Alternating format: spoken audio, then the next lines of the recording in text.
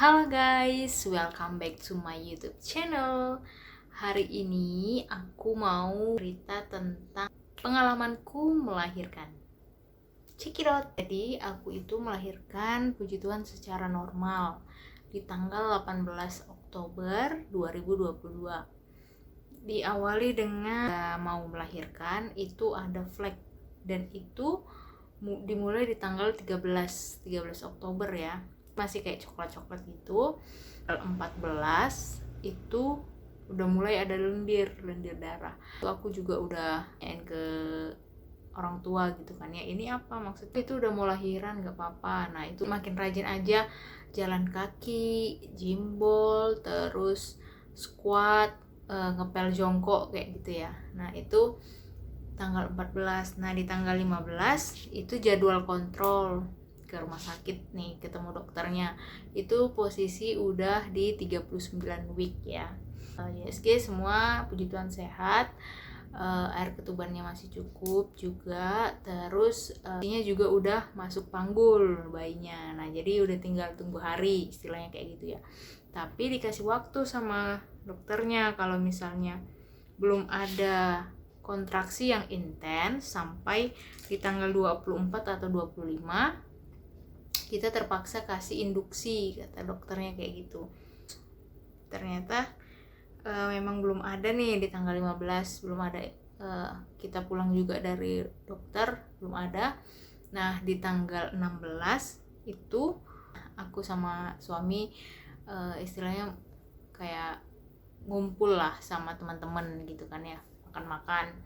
Nah di malamnya juga tanggal 16 itu kita ada kunjungan nih, ada saudara baru lahiran, kunjungan 7 harian gitu kan ya. Nah terus gak tau kenapa mungkin ada kayak kontak gitu ya, aku lihat bayi, terus bayiku kayak kok kayak lebih intens gini ya. Nah dan kalian tahu jam 11 malam itu aku dan suamiku klinik terdekat rumah sini, bukaan, wah ini udah ada bukaan nih, bukaan 1 katanya gitu kan. Kita kan tinggalnya di Perawang dan rencana mau lahiran di Pekanbaru, rumah sakit Pekanbaru gitu kan ya.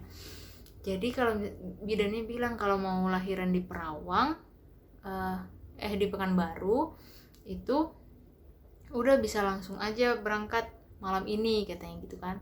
Tapi ya karena aku mikirnya ini masih bukaan 1 dan sudah baca-baca duluan ya, kalau misalnya bukaan 1 ke bukaan 2, 3 dan 4 itu lama biasanya kan. Ya udah aku tenangin diri, bilang ke suami, oh ya udah aku masih bisa tahan, besok aja kita ke rumah sakit kayak gitu. Ya udah besok paginya kita ke rumah sakit, di Pekanbaru.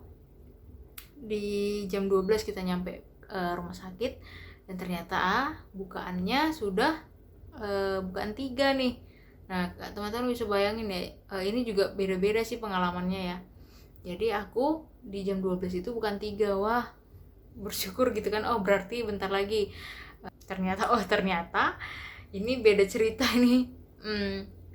Pengalamanku sendiri di jam 3 dicek lagi baru bukan 4. Kemudian di jam 4 masih bukaan 5.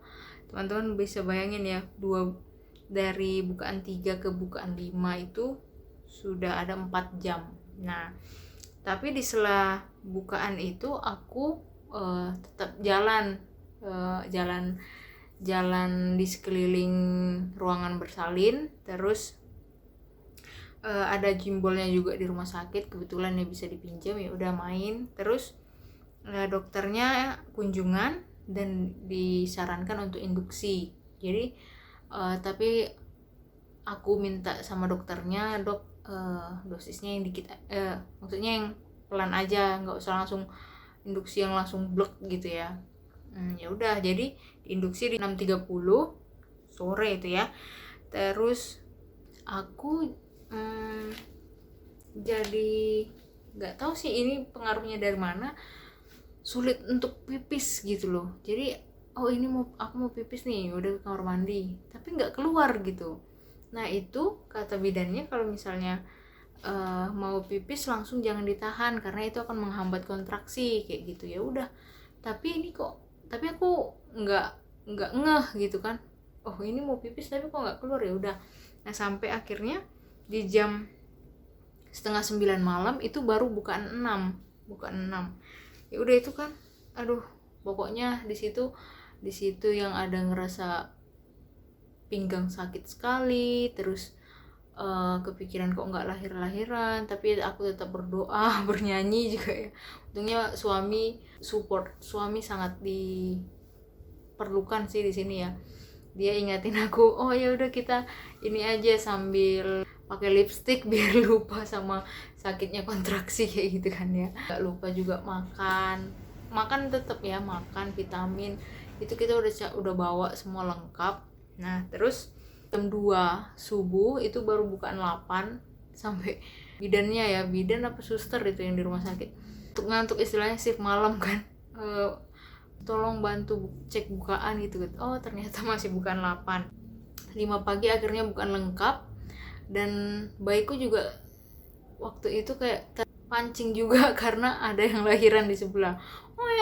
Ya, aduh ini makin kerasa kontraksinya, dan itu aku kira udah mau lahiran, ternyata emang udah bukaan lengkap tapi belum ada kontraksi untuk mengejan gitu, padahal udah disuruh ngejan kan, tapi mungkin udah kehabisan tenaga juga ya. Akhirnya di jam 7 lewat pagi itu kita disarankan untuk di vakum. Akhirnya di vakum deh kita, tapi ya kita mikirnya ya itu yang terbaik. Ya udah akhirnya lahirlah si bayi kami yang lucu mungil dan kalian tahu itu ada satu lilitan di lehernya, terus dan posisi tangannya yang seperti ini ya kalau nggak salah, itu yang buat susah untuk keluar. Tapi ya puji Tuhan semuanya lancar.